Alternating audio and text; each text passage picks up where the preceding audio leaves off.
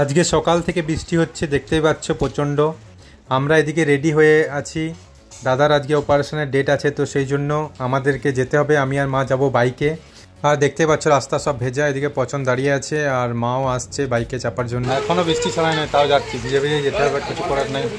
তো যাওয়ার পথে আমাদের গ্রামের শুরুতে এই যে দক্ষিণাকালীর মন্দির আছে, সেখানে মা পুজো দিল আর এখান থেকে পুজোর ফুলও নিল দাদার মাথায় ঠেকানোর জন্য। বাকি আমি এখানে দাঁড়িয়ে আছি আর দেখতে পাচ্ছ আমরা যেতে পারছি না, আবার অর্ধেকটা এসে পরে পুরো প্যান্ট দেখো ভিজে গেছি, দাঁড়িয়েছি অর্ধেকটা রাস্তা আসার পর। আর এই যে ব্যাগ ট্যাগ সব ভিজে যাচ্ছিলো, সেই জন্য একটু অপেক্ষা করলাম। এত বৃষ্টিতে বাইক চালানো অসুবিধা হচ্ছিল, কারণ মুখের মধ্যে পুরো ফোঁটাগুলো গায়ের মধ্যে লাগছিল প্রচণ্ড জোরে। তো অবস্থা খারাপ, জামা ভিজে গেছে সব, কিন্তু কিছু করার নেই, একটু জলটা কমলে আবার যাব। তো আমরা এখন হালকা বৃষ্টি হয়েছিল তাই চলে এলাম বড়জোড়া, এসে গেছি। দেখতে পাচ্ছ বড়জোড়া দিকেও বৃষ্টি এখনও চলছে, চারিদিকেই বৃষ্টি হচ্ছে এখন। আমরা বড়জোড়াতে দাঁড়িয়েছি কারণ ডাব নিতে হবে দাদার জন্য। অপারেশন আজকে হলে কালকে সকাল থেকে ডাব খেতে হবে। তো রিম্পা ফোন করে বলল দুটো ডাব নিয়ে যেতে, সেই জন্য আমরা বড়জোড়াতে দেখতে পাচ্ছ এদিকেও ভিজে ভিজেই নিতে হচ্ছে, কিছু করার নেই। আর দেরি হয়ে যাচ্ছে তাই আমরা আর পরোয়া করলাম না, ভিজে ভিজে যাচ্ছি। দুটো ডাব মা বেছে নিচ্ছে এখান থেকে, তারপর দুটো ডাব নিয়ে বেরিয়ে যাব। ডাব 70 টাকা করেই দাম, একই দাম। আগের দিনও নিয়েছিলাম 70 টাকা, আজকেও সেম দাম। তো বললাম যে ভালো করে কেটে দিতে, কারণ কি ওখানে আবার হসপিটালে কাটাকাটির অসুবিধা। তো এই যে এখানে মা ডাবটা নিল, আর একটা এক্সট্রা পলিথিন নিতে বললাম আমার ফোনটার জন্য, কারণ ফোনটা ভিজে যাচ্ছিল। অলরেডি প্যান্টের পকেট সব ভিজে গেছে, ওখানে ফোনটা রাখলে কি ফোনটার মধ্যেও জল ঢুকে যাবে, তো সেই জন্য আবার একটা প্লাস্টিক নিলাম ফোনটা রাখার জন্য। তো দেখতে পাচ্ছ এখানে পুরো গলিতে এসেছি আর জলে ভরপুর। তো এখান থেকে আমরা এবার বেরিয়ে পড়বো, ডাইরেক্ট এবার যাব ভিজে ভিজে হলেও হসপিটাল। তো ফাইনালি হসপিটাল এসে গেছি, দাদাকে ওটিতে ঢুকিয়েছে। আর দেখতে পাচ্ছ গৌরী দেবীতে চলে এসেছি। আর এখানে দেখো কত রোদ, দেখে মনেই হয়নি যে বৃষ্টি হচ্ছে, মানে তারা সিং ব্রিজ অবধি বৃষ্টি হয়েছে, তারপর থেকে বৃষ্টি হয়নি, প্রচণ্ড রোদ। দেখতে পাচ্ছ এখানে মাসির মেয়েটাও এলো আমাদেরকে নিয়ে যেতে ওটিতে। আর ও আগের থেকেই ছিল, দাদা যখন ওটিতে যায় সব সময়ই ছিল। আর আমরা লেটেই এলাম, কারণ ডাব আরও অনেক জিনিস নিয়ে আসার ছিল, সেই জন্য আমরা একটু লেটে এলাম। তো আমরা দেখো এবার যাচ্ছি ওটির দিকে। তো ওটিটা এখানে সেকেন্ড ফ্লোরে আছে, দাদা থার্ড ফ্লোরে ছিল মানে নর্মাল ভর্তি। আর এখানে দেখো অপারেশন থিয়েটার কমপ্লেক্স, এটার ভেতরে অনেকগুলো অপারেশন চলছে, পুরো লোকজন সব বসে আছে। কারোর হাঁটুর অপারেশন আছে, কারোর অন্য কিছু, মানে নানান ধরনের অপারেশন আছে, সবাই বলাবলি করছে শুনলাম তাই।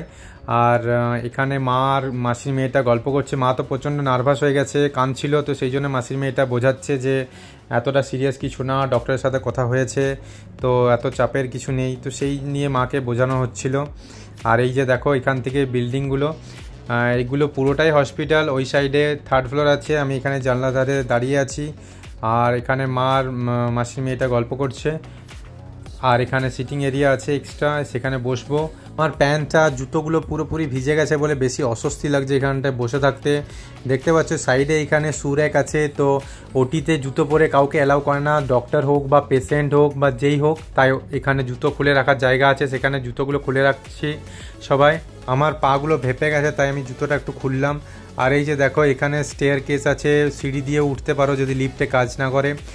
আর এই যে হ্যান্ডিক্যাপ টয়লেট, জেন্টস টয়লেট আর লেডিস টয়লেট, এটা একদম তোমার সামনেই আছে, ওটির সামনেই কিন্তু টয়লেট আছে। আমি গিয়েছিলাম তাই তোমাদের দেখালাম, বেশি দূর না, অপারেশন থিয়েটার কমপ্লেক্স এখানে। আর এই সামনেই তোমার পেয়ে যাবে টয়লেট, যদি কারোর প্রয়োজন হয় যেতে পারো। আর এখানে একটা ফ্যানের ব্যবস্থা আছে, বারবার ইলেকট্রিসিটি চলে যাচ্ছিলো বাইরের। আর এই যে রিম্পা এসেছে, রিম্পা মায়ের সাথে কথা বলছে। মায়ের নার্ভাসনেস দেখে রিম্পা আবার এলো কথা বলার জন্য, বোঝানোর জন্য। ওইদিকে ওটি হয়ে গেছে, দাদার বললো ভিতরেই আছে, কিন্তু এখনও বেরোতে দেবে না, একটু পরে বেরোবে। আর অপারেশন খুব ভালোভাবে হয়ে গেছে, সেটাই মাকে বলছে, যাতে মা একটু চিন্তামুক্ত হয়। আর এইদিকে দেখো বৃষ্টি শুরু হয়ে গেছে, এইদিকে দেখলে তো একটু আগে কত রোদ ছিল, আর এখন প্রচণ্ড বৃষ্টি পড়ছে। দেখতে পাচ্ছ কত জোরে বৃষ্টি পড়ছে চারিদিকে। তো অপারেশন এখন কমপ্লিট হয়ে গেছে দাদার, আর বললো ডাক্তারে সেরকম অসুবিধার কিছু নেই। তো তখন আমি সব কিছু এক্সপ্লেন করেছিলাম, বাট দেখতেই পাচ্ছ প্রচণ্ড বৃষ্টির জন্য আমার কথাগুলো শোনা যাচ্ছিল না, তাই আমি এখন ভয়েস ওভার করে দিচ্ছি। রিম্পা ডক্টরের সাথে কথা বলে এলো, ডক্টরে বলেছে যেটা ভেবেছিল যে নাকের হাড় ব্যাকা, সেই সব সমস্যা কিছু নেই, হাড় ব্যাকা নয়, হাড় ঠিক আছে। আর নিঃশ্বাস নিতে অসুবিধা হচ্ছে, কারণ যে নাকের ভেতরে যে লোমকূপ বা গুলো থাকে সেগুলো ফুলে গেছে নেজাল স্প্রে বেশি ইউজ করার জন্য, বা কোনো অ্যালার্জি ছিল বলছে সেই কারণে। তো সেটার জন্য ডক্টর মাইক্রো অপারেশন করেছে, তাই নাক কাটতে হয়নি, সব ভালোভাবে হয়ে গেছে। দেখতে পাচ্ছ মা একটু চিন্তামুক্ত আর একটু কথা বলছে, একটু আগে তো ভালো করে কথাই বলছিল না। রিম্পা ভালো করে বোঝালো যে কোনো অসুবিধা হয়নি, নাক কাটতে হয়নি, যেটা ভেবেছিল তার থেকে অনেক অনেক কমের মধ্যেই ব্যাপারটা হয়ে গেছে। তো যাই হোক, শুনে ভালো লাগলো যে যতটা ভেবেছিলাম ততটাও অসুবিধা হয়নি, ব্যাপারটা একটু কমের মধ্যেই ঠিকঠাক হয়ে গেছে। তো এবার ডক্টর বলল দাদাকে ওটি থেকে বের করবে। দেখতে পাচ্ছ দাদাকে ওটি থেকে বের করেছে। আমি বেশি কাছে যেয়ে দেখাচ্ছি না, কারণ আমার নিজেরই কষ্ট লাগছিল। দাদার নাকটায় ব্যান্ডেজ করা আছে পুরোপুরিভাবে। আর আমরা এখন যাচ্ছি, দাদাকে আবার 3rd ফ্লোরে যেখানে ছিল সেই বেডে আবার শিফট করা হচ্ছে। এই অপারেশনের একটাই সমস্যা হচ্ছে যে মুখ দিয়ে নিঃশ্বাস নিতে হবে, নাক দিয়ে তো নিতে পারবে না, কারণ নাকের ভেতরে নল আছে, তুলো দেওয়া আছে, যেটা মানে নাকটাকে মাইক্রো অপারেশন করার পর সেট করে দিয়েছে ডক্টরে। তো সেইভাবে রাখতে হবে 5 দিনের মতো, সেটাই সবচেয়ে কষ্টের ব্যাপার। আর এদিকে দেখো ফ্লোরটাকে ক্লিন করছে। দাদাকে জেনারেল বেডে যেখানে ছিল সেখানে দিয়ে দিয়েছে। এখন আমরা যাচ্ছি একটু হসপিটালে বাইরে লাঞ্চ করতে, কারণ আমরা সকাল থেকে কিছু খাইনি আর এখন বিকেল হতে গেল প্রায়। তো এবার যাচ্ছি সবাই মিলে লাঞ্চ করতে, কারণ দাদার অপারেশন ভালোভাবে হয়ে গেছে। সবার এখন মনের মধ্যে একটু শান্তি পেয়েছে, চিন্তামুক্ত হয়েছে সবাই, তো সেই জন্য যাচ্ছে। আর মা তবুও, মায়ের মন তো জানোই, মা কিছুতেই পারছে না চিন্তামুক্ত হতে বা ভালোভাবে খেতে। তো যেদিকে যাব আমরা ক্যান্টিনে খেতে, সেই রাস্তাটা দেখো জলের মধ্যে পুরো বন্ধ হয়ে গেছে। তো এদিকে পেরোনো যাবে না, পুরো প্যান্ট ভিজে যাবে। তো সেই জন্য আমরা আবার একাডেমির ভেতর দিকে ঘুরে ঘুরে আমাদেরকে যেতে হবে। যেটা 5 মিনিটের রাস্তা ছিল সেটা আমাকে 15 মিনিট ঘুরে ঘুরে আমাদেরকে যেতে হচ্ছে। আর এইদিকে দেখো কত জাম পড়ে আছে, এগুলো হচ্ছে জাম, সামনে জাম গাছ। তো এইদিকে মা আর ক্ষমা আর রিম্পা 3 জনে যাচ্ছে একাডেমি, এই পেছনের রাস্তাটা হয়ে যেতে হচ্ছে। তো অনেকটা ঘুরে ঘুরে যেতে হচ্ছে। এদিকে এখনও বৃষ্টি পড়ছে আর মায়ের কাছে কল আসছিল বারবার, অনেকেই ফোন করছে, তো মা সেই কথা বলছে, সবাইকে বোঝাচ্ছে। আর এই রাস্তাটা হয়ে যাওয়ার পর আমরা ক্যান্টিনে যাব, ক্যান্টিনে যেয়ে তোমাদের দেখাচ্ছি কি কি খাবার আছে।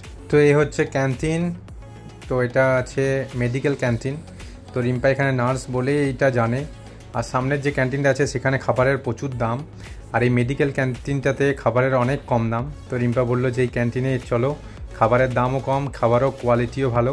তো এই দেখো, এটা ভেজ থালি নিয়েছি 25 টাকা, আরও অনেক কিছু ছিল, এগ থালি, ফিশ থালি, তো সেগুলোরও দাম কমই ছিল। এখানে খাবারের দাম কম দেখলাম অন্য ক্যান্টিনের তুলনায়। তো চাটনি, পাঁপড়, কুমড়োর তরকারি, ডাল, ভাত, এত কিছু মাত্র 25 টাকা। আর এই যে এগের একটা অমলেট, সেটা নিলাম আমরা, তো সেটার জন্য আলাদা এক্সট্রা 15 টাকা লাগলো। তারপর আমরা আমুলের এই বাটি আইসক্রিম নিলাম। মা কিন্তু ভাত খায়নি, অনেকবার বলার পরেও মা খেলো না। তারপর আমরা দেখতে পাচ্ছি একটা ছাতাতে 3 জন যাচ্ছি, প্রচণ্ড বৃষ্টি হচ্ছে। আর ওইদিকে কল আসছে বারবার, তো কলে কথা বলছে, সেই জন্য আর ভয়েস ওভার দিতে হচ্ছে আমাকে। মাকে অনেক বুঝিয়ে বাজিয়ে একটু আইসক্রিম খাওয়ালাম, ভাত খেলো না, তাই বললাম একটু আইসক্রিমই খাও, মনটা আর মাথাটা একটু ঠান্ডা হবে। আর এদিকে দেখতে পাচ্ছ কত গাছ আছে, এই জন্য বৃষ্টিটা বেশি লাগছে, গাছের জলটা পড়ছে। এখন বৃষ্টি কিন্তু কমিয়ে গেছে, তাও গাছের জলটা পড়ে ভিজিয়ে দিচ্ছে আমাদের, তো সেই জন্য আমি ছাতাটা ধরে রেখেছি। তো এই যে আমরা আবার এসে গেছি হসপিটালের সামনে, দাদার সাথে আবার দেখা করতে যাচ্ছি। 4-5টা ভিজিটিং আওয়ার্স আছে, তো সেই জন্য যাচ্ছি। এমার্জেন্সি গেট দিয়ে ঢুকলাম। এইদিকে দেখতে পাচ্ছ এখানে একটা সামনেই গণেশের মূর্তি আছে, মা কালী আছে, দুর্গা আছে। তো এইটা হচ্ছে পুজোর জায়গা, সব হসপিটালেই থাকে। তো সেখানে একটু প্রে করে সবাই মিলে যাচ্ছি লিফটে করে আবার 3rd ফ্লোরে দাদাকে শিফট করেছে, দেখালাম তোমাদের। তো তখন দাদাকে ওখানে ঢোকানোর পর কিন্তু আমাদেরকে বললো বেশিক্ষণ থাকা চলবে না, কারণ ওখানে নিয়মই আছে যে ভিজিটিং আওয়ার্স ছাড়া বাড়ির লোককে অ্যালাউ করে না। তো সেই জন্য তখন দাদা জাস্ট বেডে দিল বলে আমাদেরকে একটু থাকতে দিল, আর ওই জন্য আমাদেরকে বের করে দিল বলেই আমরা তখন লাঞ্চ করতে গেলাম, নইলে তো মা যেত না আমরা গেলেও। দেখতে পাচ্ছ মা দাদার সাথে কথা বলছে। একটা জিনিস দেখতে খুব কষ্টকর হচ্ছে যে দাদাকে মুখ দিয়ে নিঃশ্বাস নিতে হচ্ছে, নাক দিয়ে নিঃশ্বাস পাচ্ছে না, নাকে ব্যান্ডেজ আছে। তো এটাই সবচেয়ে কষ্টের। অপারেশনটা অতটা ভয়ঙ্কর না হলেও এটা হচ্ছে বড় সড়ো অপারেশনের থেকেও কষ্টটা বেশি, কারণ মুখ দিয়ে নিঃশ্বাস নিতে হচ্ছে। মানুষের নাকটাই মেন, নিঃশ্বাস না পেলে মানুষের বুঝতেই পারছো কতটা কষ্ট হয়। মানুষের হাত পা ভেঙে যাওয়া, পেট কাটারও এত কষ্ট নেই যতটা মুখ দিয়ে নিঃশ্বাস নেওয়া, এতদিন ধরে ব্যান্ডেজ রাখা, সেটার কষ্ট। তো যাই হোক, ভিজিটিং আওয়ার্সের আমরা 1 ঘন্টা দাদার কাছে কাটালাম। তারপর রাত্রে তো আমাদেরকে থাকতে দেবে না, তাই আমরা চলে এলাম। 5টা বেজে গেলে আমাদের ওখান থেকে বেরিয়ে যেতে বললো। তো নিয়ম সবার জন্য সমান, তো বেরিয়ে যেতে হলো। আর এই যে দেখো ইন্ডিয়ান ফ্ল্যাগটা এখানে আছে, খুব সুন্দর লাগলো, তাই দেখালাম। বাকি রিম্পা এখানে নার্স আছে, নাইট ডিউটি রিম্পার আছে, রিম্পা দাদাকে দেখে শুনে রাখবে, তাই এতটাও চিন্তা নেই আমাদের। রিম্পা আছে বলে অনেকটাই চিন্তামুক্ত আমরা। আর এইদিকে দেখো বৃষ্টি হয়েছে, হেলমেটটা পুরো ভিজে গেছে মায়ের। ভাবিনি এত রোদ দেখে ঢুকেছি আমরা, বৃষ্টি হবে আমাদের কল্পনার বাইরে। তো বৃষ্টি হয়ে সব হেলমেট ভিজিয়ে দিয়েছি, কিছু করার নেই। সারা দিনটা ভিজে ভিজেই কাটলো, এবার মাথাটাও ভিজবে হেলমেটের জন্য। তো মাসির মেয়েটাও এবার আসানসোল যাবে বাড়ি, তো সেই জন্য দেখতে পাচ্ছ মেন রোডে রাজবাঁধের সামনে যেখানে বাস ধরে ইচ্ছা করছি ক্ষমাকে বাসে যাবানোর জন্য। এই দেখো মাতার আমি আর ক্ষমা গল্প মারছি, আমি হেলমেট আর খুলিনি, আমার এখনই করতে হবে তার জন্য। আর বাস আসছে একটা দেখাচ্ছি, যেতে হবে। দেখো আসানসোল লেখা রয়েছে, পিসিমা আমার আসানসোলে বাস চলে এসছে দাদা, আসানসোল। এসবিএসটিসির বাসের প্রচুর টাকা হয়ে গেছে, তাই চাপালো না, শুধু একজনকে নামানো ছিল, নামিয়ে চলে গেল হট করে। আসানসোল জিজ্ঞেস কর কাকু, আসানসোল চল যা, ঝেপে যা। বলছে ভাড়া লিবে না, সেইটা বলছে। Free free free.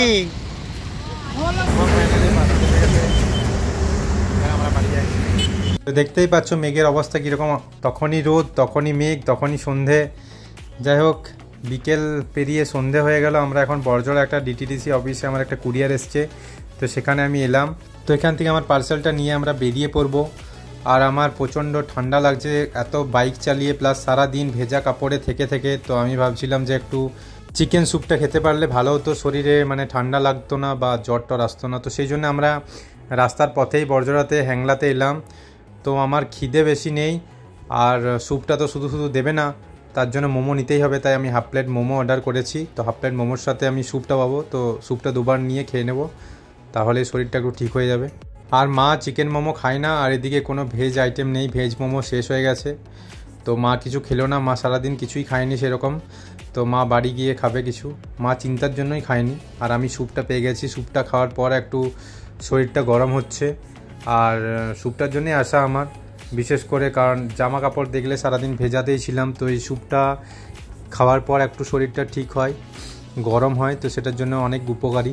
তো ফাইনালি বাড়ি এলাম, পুরো মাথা এখনও ভেজা আছে, হেলমেট ভেজা ছিল, মাথায় বেঁধেছিলাম, দেখো সব ভেজা।